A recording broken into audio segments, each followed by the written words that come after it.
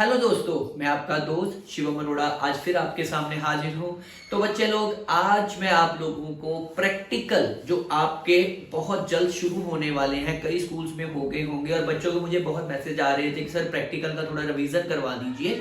तो मैं आज आप लोगों को पीएन जंक्शन डायोड की रिवर्स और फॉरवर्ड कैरेक्टरिस्टिक्स प्रैक्टिकल करके यहां पर आपको बताऊंगा और ये वीडियो आपके लिए बहुत यूजफुल होगी क्योंकि मैं बड़े सिंपल वे से विद डायग्राम आपको समझाऊंगा कि कौन सा टर्मिनल किधर लगाना है। चलिए शुरू करते हैं। देखिए बेटा, सबसे पहले हमारे पास फॉरवर्ड बाइस क्या होता है कि बैटरी का पॉजिटिव डायोड के पॉजिटिव के साथ और बैटरी का नेगेटिव डायोड के नेगेटिव के साथ। इसमें हमको एमीटर के कनेक्शंस को ध्यान में रखना है और फिर हम लोग आराम से फॉरवर्ड कैरेक्टरिस्टिक्स पढ़ लेंगे। ठीक है जी, देखिए इसके कनेक्शन समझते हैं। बैटरी का पॉजिटिव वोल्टमीटर के पॉजिटिव के साथ और बैटरी का पॉजिटिव ही डायोड के पॉजिटिव के साथ लगाना, क्योंकि फॉरवर्ड में पॉजिटिव को पॉजिटिव के साथ जोड़ा जाता है डायोड के। ठीक है, और यहां पर आएंगे नेगेटिव टर्मिनल पे, बैटरी का नेगेटिव डायोड के नेगेटिव के साथ और बैटरी का ही नेगेटिव वोल्टमीटर के नेगेटिव के साथ भी जोड़ रहे हैं। अब देखिए इसके कनेक्शन कैसे हैं। सबसे पहले हम लोगों को यहां पर एक पॉजिटिव टर्मिनल लेना है और उसके हमारे पास दो कनेक्शन लगेंगे, मतलब पॉजिटिव को दो पॉइंट्स पे जोड़ना है। कौन कौन से? वोल्टमीटर के पॉजिटिव पे और डायोड के पॉजिटिव पे। ठीक है, और सिमिलरली यहां पर बैटरी के नेगेटिव को भी दो पॉइंट्स पे जोड़ना है, एक वोल्टमीटर के नेगेटिव के साथ और दूसरा मिली एमीटर के नेगेटिव के साथ। ठीक है, और मिली एमीटर का जो पॉजिटिव होगा वो डायोड के नेगेटिव के साथ जुड़ेगा। ठीक है, तो इसी को हम लोग जो है अपरेटस के विद रिस्पेक्ट टू अब समझे जाएंगे। ठीक है बच्चे, सबसे पहले बेटा हम लोगों ने बैटरी के जो कनेक्शंस होते हैं उसको पूरा करना है। ठीक है, जैसे मैंने आपको बताया था कि ये बैटरी का पॉजिटिव हम लोगों ने किसके साथ जोड़ना है बेटा?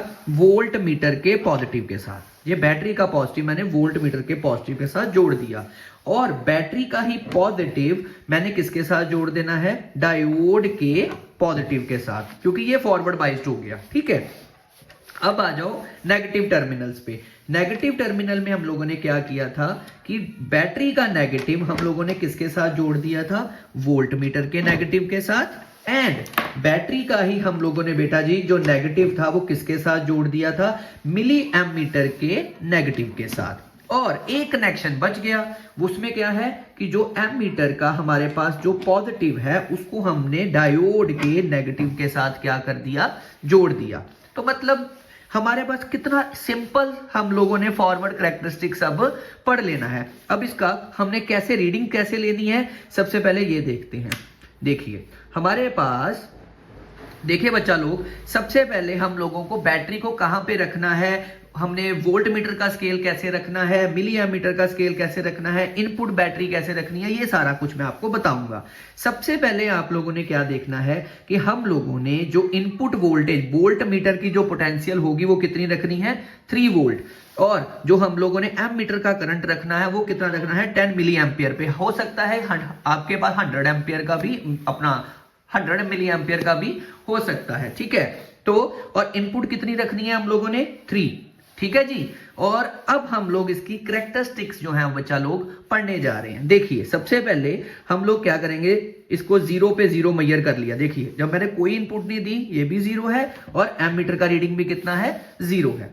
अब मैं थोड़ा सा इसका वोल्टेज बढ़ाऊंगा, कोई भी रीडिंग नहीं आई, आप देख पा रहे हैं। हल्का सा और बढ़ाया, कोई रीडिंग नहीं आ रही। और आपने ये ग्राफ में देखा भी होगा कि 3 रीडिंग्स ऐसी आती हैं कि इनपुट के साथ साथ हमारे पास आउटपुट में क्या आता है? करंट का वैल्यू 0 आता है। और हल्का सा और बढ़ाएंगे और आप देख पा रहे हैं कि एम मीटर की रीडिंग जो है वो आनी शुरू हो गई है। और बढ़ाएंगे, इसको बढ़ाते जाएंगे और इसी तरह से ये देखिए वोल्ट जो है हमारे पास कितना है, और पूरी की पूरी ब्रेकडाउन जो है वो फॉरवर्ड बाइसिंग में आपको स्केल में नजर आ रही है। तो बच्चा लोग कनेक्शन समझ आ गया, रीडिंग्स आप लोगों को मैंने लेनी सिखा दी हैं और यही हमारे पास क्या होता है? फॉरवर्ड बाइस कैरेक्टरिस्टिक्स। देखिए स्टूडेंट्स, अब मैं आप लोगों को रिवर्स बाइसिंग के बारे में पढ़ाने जा रहा हूं कि रिवर्स बाइसिंग का सर्किट क्या है।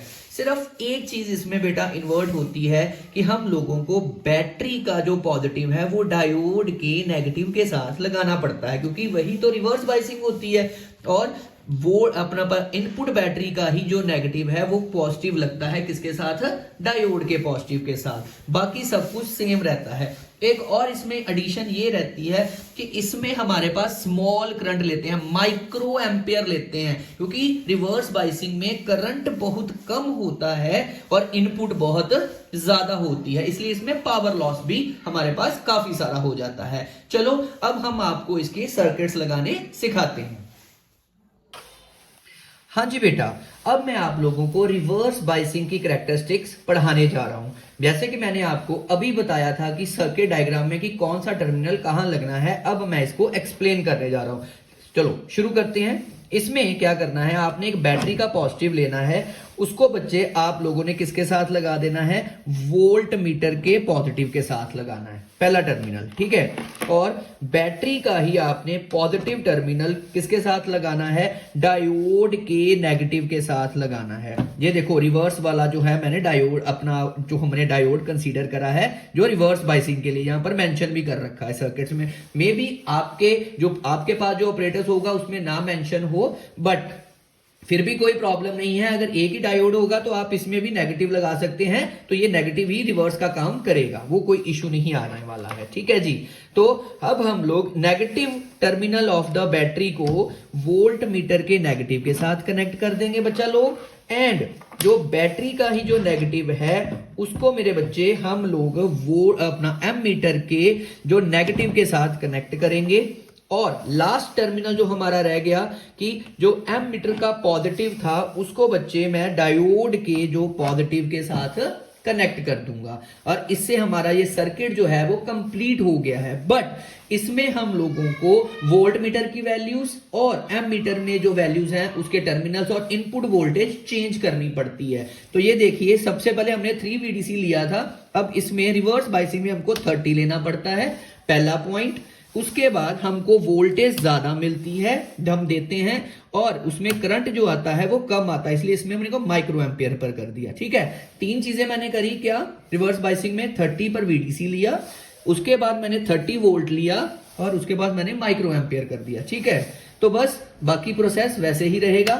Let's start. सर्किट ऑन किया और ये देखिए 0 पे 0 थी, धीरे धीरे बढ़ाते गए, और ऐसे करते करते करते हमारे पास ये देखिए ये ब्रेकडाउन आ गई, ठीक है। वोल्टेज अभी हमारे पास इतनी नहीं थी, बट हमारे पास ब्रेकडाउन यहां पे आ चुकी है।